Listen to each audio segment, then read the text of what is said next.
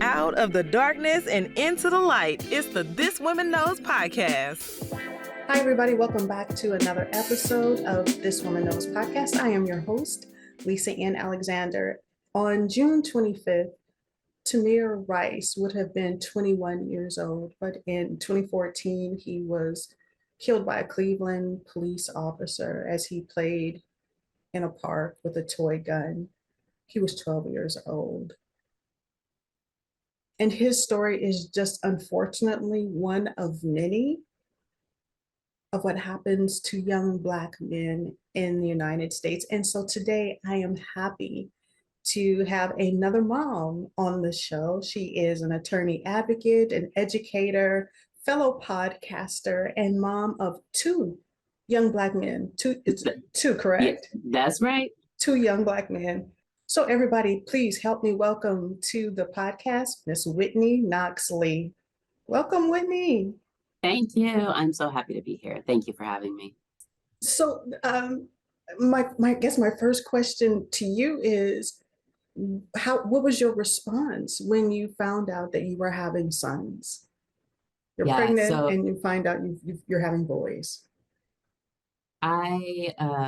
Initially, I just had concern regardless of what I was having, whether I was having a girl or a boy, because my experience as a woman is that Black women are over-sexualized. And even, my husband and I were watching TV the other day, and it was the Wonder Years, and the father was dealing with a boyfriend of the oldest daughter. And my husband was mentioning that he's so glad that we don't have to do that. And I'm like, well, but we do. But, it's not the same.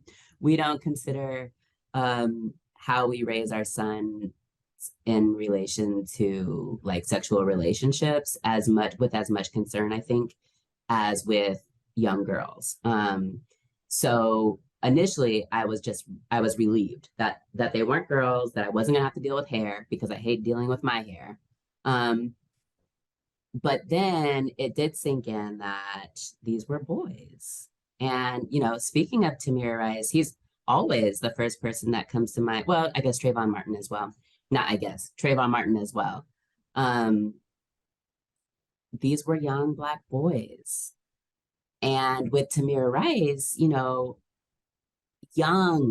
And it's, the fact of the matter is our society, there's a very short window of time where our society doesn't feel threatened by Black boys. And I'm fastly approaching where that window ends and where my sons are going to start to be considered a threat. So it's nerve-wracking for me. It's definitely, it's stressful. It's something that I think about. I don't know if it's something that my husband thinks as much about, but it's definitely something that I think about. So I know for me, when my first child is a girl, and so we just knew that this was going to be another girl. And when they told me it was a boy, there was this brief moment of like, oh, it's a boy, and then it just hit me so very quickly. It's like, oh, it's a boy. And then you start thinking about, okay, I've got to raise a young Black man in this country and what that means and how my son would be considered by some. He's the automatic suspect if anything goes wrong. His cuteness will only last for so long. So you're at that, that very stage is like when the cuteness wears off and now they're a threat. And right, because go ahead. I was just going to say that's exactly right, because right now my kids are at the age where they're still cute. We have random people, white people, coming up to us, talking about how cute they are, talking about the cute dimples. And it just makes me wonder, well, how much longer do we have of this cuteness? Yeah, I guess Evan might have been, I'll say maybe middle school when things started to, things were different and his color and his hair began to make a difference. And so that was he told me the first time he was ever called the N word, in school, those kinds of things. And so it's, I don't know what's more stressful is raising a Black daughter or a Black son. I've done both. I'll just say that they're different raising boys and girls, that it's different in and of itself. But I think the stress is like, again, the over sexualizing of our daughters. And now that my son is automatically a stigma. So have you guys, well, they're too young, but have you guys discussed having the talk with your sons once they become of age? Is that something that you've talked about with your husband? We have not talked about it Mm, specifically with relation to like there being a like major talk. mm-hmm. So my husband and I are both we're both attorneys. My husband Okay. is a criminal attorney, and I'm a Oh, civil wow. rights attorney. And so we talk a lot in our household about the types of things that we're seeing through work and in our communities. And as our sons are starting to glamorize police, for example, Mm, we have different conversations with them. We ask them questions about, why call the police, or my older son is now starting to recognize that there are some police who are bad guys in some of the media that he's watching. mm, And so, making the differentiation between the good guys and the bad guys, and this realization for him that not all police are good guys. And then my youngest son, the 2 turning 3-year-old, mm-hmm. has this fascination with jail. One of the shows that he's watching has basically when it's like cops and robbers. So Okay. bad guy gets caught by the police and then he goes to jail, and jail's like timeout. And so he uses jail interchangeably with timeout and says, "You're going to jail, mommy." And so we talked to them about jail and not wanting to Mm-hmm. be at jail, but Mm-hmm. also it's a bit confusing to them because both of us work inside jails. And so they may hear us, Yeah. talking about that we went to a jail today. Um, so I think the approach that we've been taking thus far is at this age starting to have little like micro conversations Mm-hmm. about things like safety and police and guns. They call guns blasters, and we Oh. don't have guns, play guns in our home yet. Mm. Um, and because of what happened with Tamir Rice, frankly, like that's the reason why we don't have guns in our house, or play guns. And so it's we will, of course, be having ongoing conversations, but my husband and I have not yet sat down to be like, okay, what are we gonna say? How are we gonna say it? That type Mm-hmm. of thing.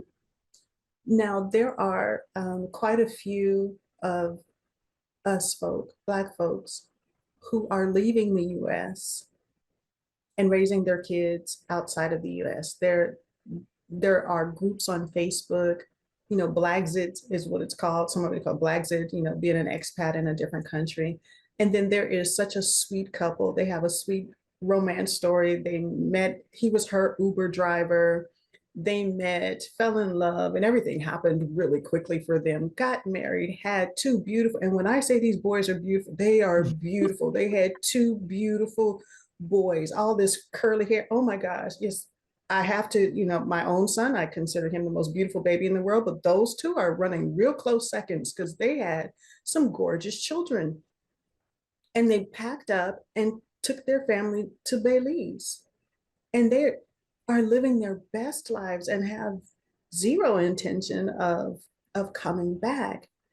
And so it's been on my mind, every once in a while, my kids are grown at this point, but there's still something in me every once in a while that says, I would love to pick up and move, even if it's for 3 months, just because some days being a person of color, being a Black woman in this space is exhausting. And so for you, what is it for you that even made you consider? Because I know that you have considered making the move, Yeah. being one of those families. So for you, what is the catalyst for you to even consider making the move? Initially, my husband and I want to live retirement now, essentially. We I get want that. to have a lifestyle that is slower, Mm, um, more family focused, and less centered around work. So those were our initial thoughts. And my mhm, actual thought was, we'll wait to move until the kids are older because we don't want to uproot them and blah, blah, blah, mhm, blah.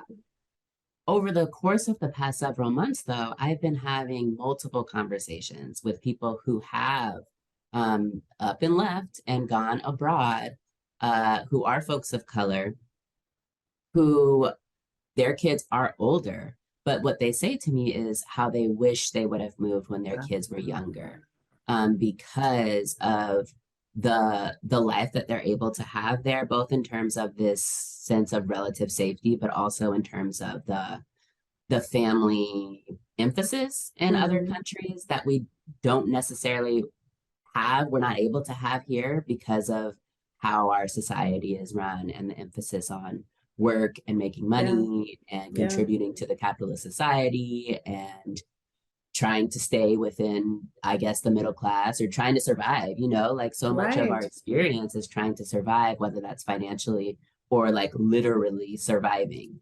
Um, so now we have been loosely thinking about like what would that be like? What type of Mm, work would we do if we went abroad? Where would we yeah, go? Belize is a place that I've been hearing a lot about, mhm, also Portugal. And so thinking about that, but also as I've been recording episodes for Impostrix podcast, my podcast, I've been having a lot of conversations with immigrants to the United States who are folks of color. mhm, And one of them said to me, Whitney, look, I can't talk about imposter syndrome because I'm Jamaican and I grew up knowing that I belonged everywhere I went. So I don't know what you deal with as a Black person, but as a Jamaican person, like I can't talk to you about that. And mind blowing. That is right, absolutely mind blowing. it's never occurred to me. Wow. So I've learned so much because one, it never really occurred to me that the experience of particularly what I would, I guess, wrongfully call Black immigrants Mhm, moving to the United States, that they culturally, they're not Black. They're not Black in the way that I mean it, which is growing up here in the United States with this inferiority complex, right. with, Descendants of having slaves in the US. It's a exactly different kind having, of it's very experience. different. And they, Mhm, in these conversations, we've talked about colorism. And mhm, of course, we have that here in the United States too.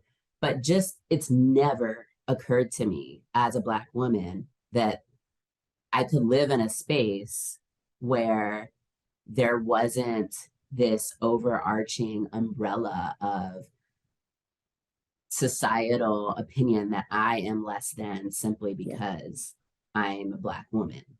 And Mhm, so the thought of my kids having the opportunity to grow up in a space where they don't have to feel that is just mhm. amazing to me. Like that's an amazing opportunity. I To get me. that.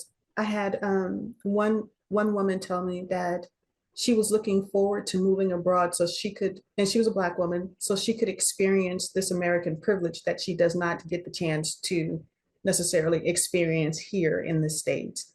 And I thought that was such a profound statement that that a lot Yeah. of us don't get to live out what that American privilege looks like to live in. And when I say that, it's safety and to be left alone, to be able to congregate in spaces and just be left alone. If I want to go bird watching in New York City in the Central Park, I'm free to do that and no one will bother me. If I'm sitting in Starbucks, no one will bother me. Yeah. If you're That kind of driving. thing.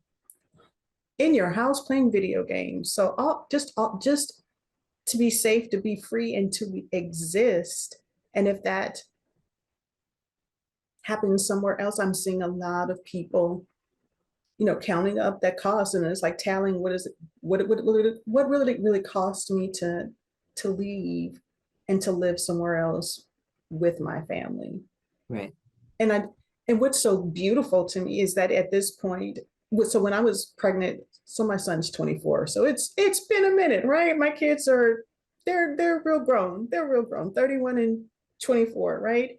And so it never dawned on me that moving outside of the States was even an option. I never had that thought. And there's this one young lady that I know, she said that she and her husband have chosen not to have kids whatsoever, Black couple, more power to them. She said, but if they had ever changed their mind, they were never going to raise their kids in the States. It was just not an option. And I'm going, my, how times have changed. So now, black couples, Black families have options that weren't available. And we're not even talking, you don't have to be extremely rich or well-to-do. If you've got a plan, yeah, and can make remote that's right. money. I mean, that's been my understanding. I mean, I as a Black American, I am so Americanized in terms of like the US is the center of everything for me. How maps from the United States show America in the middle of the page. Like that's how we are raised. That's how I was raised. And so like this thought of moving abroad never occurred to me, in part because I kind of felt like, well, America, ignorantly so, like America is the best. Why would I want to move? Like nowhere is going to be better than America. Yes.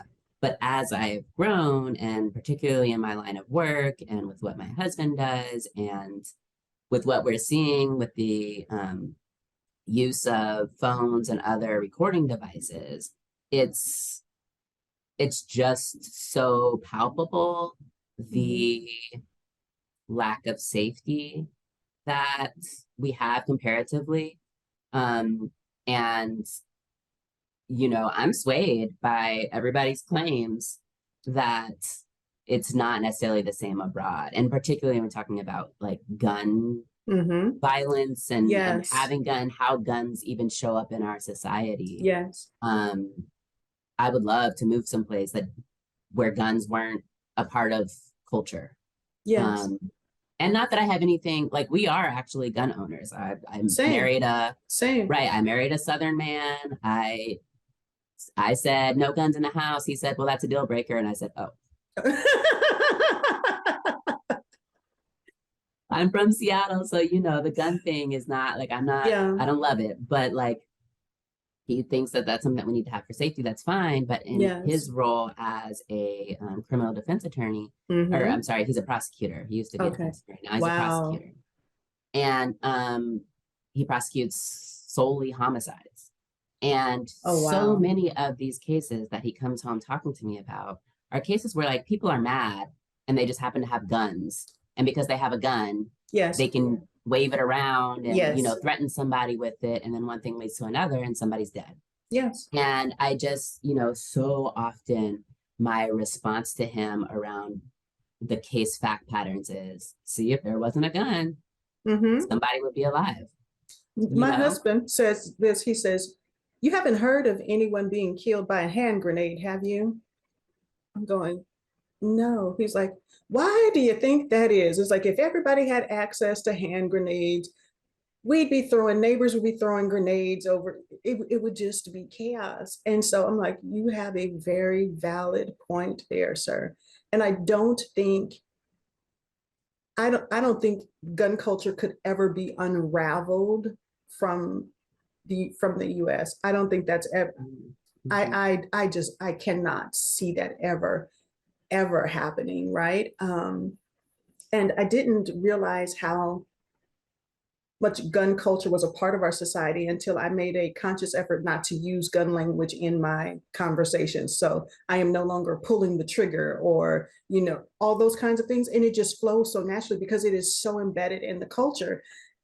And so it's taking some doing, but I'm determined to not have that a part of my conversations or a part of my vernacular. So is there anything that would make you change your mind? Is there anything that could happen stateside that would make you go, you know what, it's good, no need, no need. I mean, as far as economics, you know, you can make money, family orientation, what would have to happen? So I guess I need to frame this as like in my wildest dreams, because it's difficult for me to wrap my head around this idea of safety, because that, Yeah. I mean, you know, as I said at the outset, the two main factors are safety and living the lifestyle that we want to live. In other words, like it's so hard, you know, it's so hard to live here. It is. And we're a middle-class family, comfortably middle class. And so it's not even necessarily financially, but the societal expectations, like what's required Yes. when you have a job, how much that job takes from you. Yes. Takes the time, the emotional stress, you know, mental health. Like it's so difficult to make time to take care of our mental health, to take care of our mental health, and like self-care and community care, like all of this. It's just, I want it to be easier. And maybe I don't know, being fantastical about this idea that it might be easier elsewhere. But so from what I hear, it is. Here's what I'm hearing from people with lived experience. Lisa, it doesn't cost nearly as much. Healthcare is so much better outside of the US, and it's far more accessible and far more affordable. Somebody talked about they had to have surgery and all they paid was $3,000, and that was it for the entire year. Everything else was paid for. I think this was in Portugal somewhere.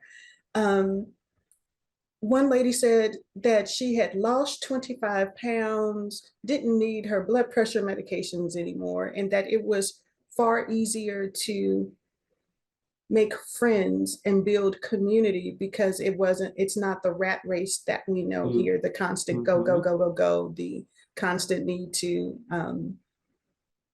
prove yourself and to achieve and to get. So I think we had talked about Stephanie Perry. She is this amazing woman who has, I don't think she's technically left. She just house sits around the world, and she teaches other Black women how to do that, how you can live a life outside of the US, and this is how you do it. And one of the things that she talked about, she says that Black excellence is a lie.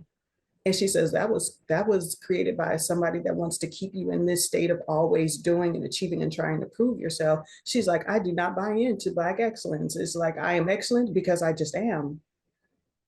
And I said, oh, Stephanie, you're going to step on a lot of toes. It's like, yeah, yeah. It's interesting because, you know, this perspective for me is pretty new. I had heard about Blaxit and people moving, but to me, that kind of, it went back to like, I don't know, Marcus Garveyism of like, let's just go create let's just go create our own place type of thing. And I felt as though this is my home, and I want it to feel like home. So I'm committed to trying to create a community that feels like home. Yes. And now, though, with this perspective of what I've been learning about different places abroad and about the different immigrant experiences, it does, you know, for me, it's not so much about moving to a community of even Black Americans. Like, I don't need to go abroad to live with Black Americans, but more of the culture of these places abroad, and realizing that, you know, maybe for me, the culture problem here in the US is just not a problem that I want to invest in anymore. So I'm not quite there. because I am invested, because right now Yeah, I live same, here, and right now my same. children are growing up here, and I, you know, I don't know if we're moving abroad, but it is interesting. It's interesting for me to think about Yeah. because it claims to offer what I'm looking for. So It's very sexy, it's very attractive. I know that Ghana has had, you know, return home kind of drives, and that's a little far for me. So my thinking is like, if I ever decided to move outside of the country, you know, I would tend to look at Mexico, maybe South American mhm, countries mhm, is where I mhm, would go. But for right now, we're staying put for the moment, but mhm, it's attractive to me because, and I think what started it for me. So yes, I think the Trayvon Martin case is the one that sat me down on my butt very quickly. I mean, it just hit me in my chest because I'm going, that could have been my son. That could have been even any of my nephews. That would walking down the street with a bag of Skittles. That mhm, one still hurts my heart to this day. mhm. And then the Tamir Rices, and so there's always been, you know, this threat of violence against Black people, our communities, even when we try to build for ourselves, you know, that tends to get destroyed. Literally, yeah. Literally, Black Tulsa, you know, it literally gets to be destroyed. And so you have the whole safety issue, you have the gun culture, you know, there's how many school shootings did we have this last school? I mean, and it's sad that it's become so commonplace, and you know, the whole thoughts and prayers, and it's like, well, how many times can we say thoughts and prayers? So there's Yeah. that, and then just one of my entrepreneurial friends says, and I quote, "It should not be this hard." That's what she said. And that's how I'm like, because it's, Mhm. we're doing everything right, you know? Yes. Yes. Like we're Mm-hmm. doing it how it's supposed to be done, Mm-hmm. but it's supposed to be, it's hard. Like it's It's supposed to, and it, why? And why, yes, this like hard. I don't So, want this. so Yeah. I understand that For nothing what? You comes know? easy, you know, but it's Mhm. like there are these levels of hard that happen, you know, if you're a person of color, and then if you're a woman person of color, and then don't be a part of the LGBT community and be a person of, I mean, there are levels of hard here. And so I'm again, these Blaxit stories on, girl, I'm paying $1,700 a month, and that's my rent, that's staff, you know, somebody's cooking, that's my all my utilities, and I'm done. I'm going, Wow. excuse me, Wow. excuse me. Yeah, because, you know, and especially as a new mom, young mom, Mm-hmm. a Yes, working mom, you know, yes. I work a full-time job, I got a side hustle, I got a hobby, I got these kids, I'm the cook of the household, Okay. Mm-hmm. and there's not enough time in the day. No, ma'am. And in order, I mean, going back to what we said earlier, in order for me to have the time to do all of the self-care stuff, that means something on my plate isn't getting done today, Mm-hmm. or I'm hiring Mm-hmm. somebody to come in and help Yes. me. And you know, at times we can afford to do that, not every time. But it is, and I guess I want to like specify too that for me, the difficulty of my experience is a lot to do with the mental and emotional fatigue and exhaustion that I Mm-hmm. experience as Mm-hmm. a result of being Black, of Mm-hmm. constantly being on guard or Yes. afraid or having to plan for these contingencies, having to have these difficult conversations with our kids and our husbands about Mm-hmm. how are we going to have the talk? When are we going to have the talk? Right. Having to explain to my kid why he can't have a water gun, but he can have, what he has is this like tube that, I don't know, Mm-hmm. you put water in, and I don't know. Um, Yeah, there are no gun toys whatsoever. Plastic, purple, bright yellow. No, there are none, just none. We didn't have any either when either the kids were growing up. It was just a no. mhm, mhm. And I wish it couldn't be like, I wish it didn't have to be like that, but frankly, I'm afraid, you know, I'm afraid that he will be the next Tamir Rice. And I think it's a fear way back in the back of our minds, that it could happen. And I know, so even for my husband, what he's done, and he had a confrontation the other day, and he says, I'm just really glad that I had my camera. He has front and rear cameras always recording whenever he's in the car. And so he shows me, he's like, Lisa, if anything ever happens. And it's like, I don't want to even live like this. Exactly. Yep. I don't want to live And I like remember this. who was it? It may have been when Sandra Bland was Oh, geez. arrested. That was down the street from me. Oh my goodness. Literally, that was down the street from me. When that happened, my mom sent me cameras for my car. Yeah. And I remember, so at the time I was working as essentially a traveling attorney, a legal aid attorney, and I work in rural Georgia. And I was, constantly going down dirt roads and very isolated, where, driving for miles without seeing anybody, not having cell service sometimes. And she sent me a camera, and it's, one of these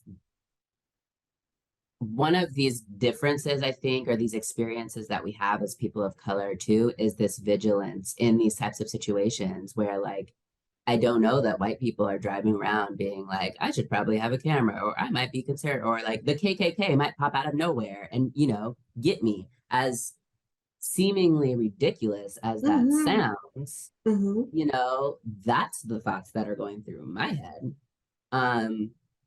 And like, if something happens to me and I call the police, are they even going to come? Are they even going to care? Like these thoughts, these experiences that we're constantly having to weigh and, like, I don't know, roll around in our heads. It's exhausting.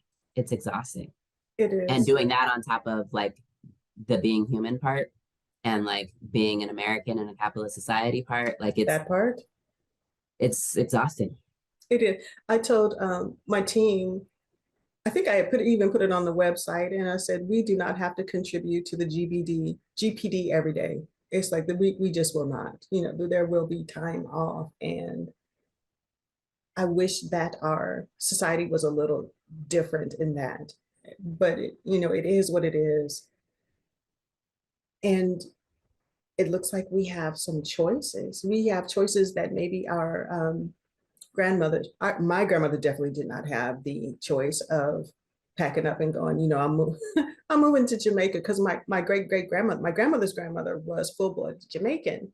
And the rumor was that this was probably the meanest Black woman you'd ever want to encounter. And I had to step back and think, and it's like, how did a Jamaican woman born in Jamaica end up in northern Louisiana in and around the 1800s? I'm going, she might not have been too, she might have seen some stuff, and she's got just cause for being a little angry. I'm just saying.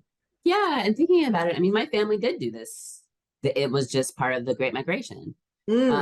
Because my family, I don't know about my family pre them being in Mississippi, Okay. And so they got to Mississippi, I don't know how. And then they participated in the Great Migration, which was this mass move of folks, of Black people from southern states to the north, with the hopes of better opportunity, work opportunity, but also freedom from Jim Crow.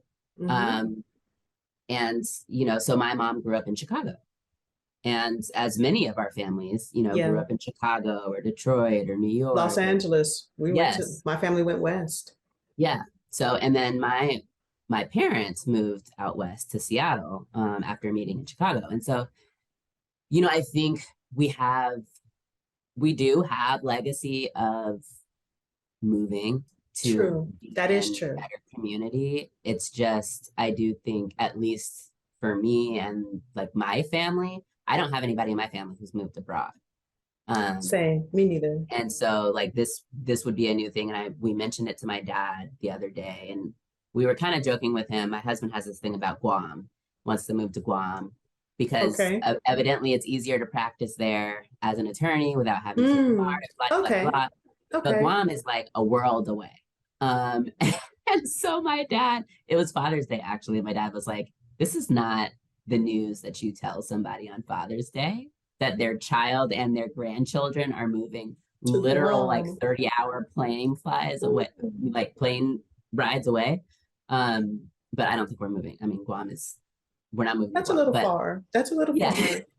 Just, that's a little far.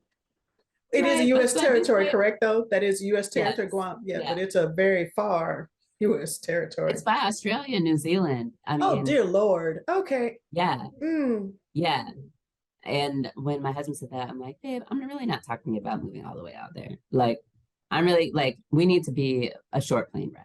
Is that That okay? Like, my point because the thing exactly. is, and what impresses me so much about these families that are moving abroad is that you're leaving family here. Yes. And for me, I am close. I do have relationship with my Mm-hmm. family, with my siblings, with my parents, with my in-law. Yeah. So, you know, that's probably the main Mm-hmm. downside for me Mm-hmm. of this idea of moving abroad is access to family Yeah. and the community that I know and that I love. Um, but I know people, I mean, we can always travel back, but not if we're in Guam. I mean, Not going, that's a bit much. So thank you so much for this time together. I have one last question for you, yeah, and what is your greatest hopes for your sons? my hopes for my sons are that they do more than just survive. So Mm. much of our life energy is on survival, and I want them to be able to enjoy life. Yeah, same. That almost made me cry. I get that. You want your kiddos to live in safety and to be Mhm. well and to thrive and not just survive. Yeah, Whitney, thank you so much for sharing time and space with me today. I have enjoyed sharing with you on possibly moving out of the country and what it is to be a Black body in these United States and considering yeah, moving. Because you've always heard, and it's like, if you don't like it, you can move. And so a lot of people are taking people up. There's like, you know what, bet. you're right. See ya. Yeah, I've appreciated this conversation. Thank you so much. So, Whitney, tell us how people can get in touch with you, learn more about you and your podcast. Tell us how we can reach out to you. Yeah, so I am launching a podcast, Impostrix Podcast. Impostrix Podcast affirms the lived experiences of professionals of color who navigate imposter syndrome and racial toxicity in career. I invite y'all to come and listen. Follow me on Instagram at Impostrix Podcast. I'm also on LinkedIn. I post a lot there. Mhm. You can search me, Whitney Knox Lee. So yeah, please follow along. I would love to have you guys. And again, thank you so much for this opportunity, Lisa. Absolutely. So we'll be watching to see if we see suitcases and Yeah, passports out that's right. That's to see right. what's going on. All right, everybody. Thank you so much for spending time with us at the This Woman's Knows podcast, and we'll see you next time. Thank you for listening to another episode of This Woman Knows podcast. For show notes, blog posts, guest booking information, and sponsorship opportunities, visit us online at www.thiswomanknows.com today.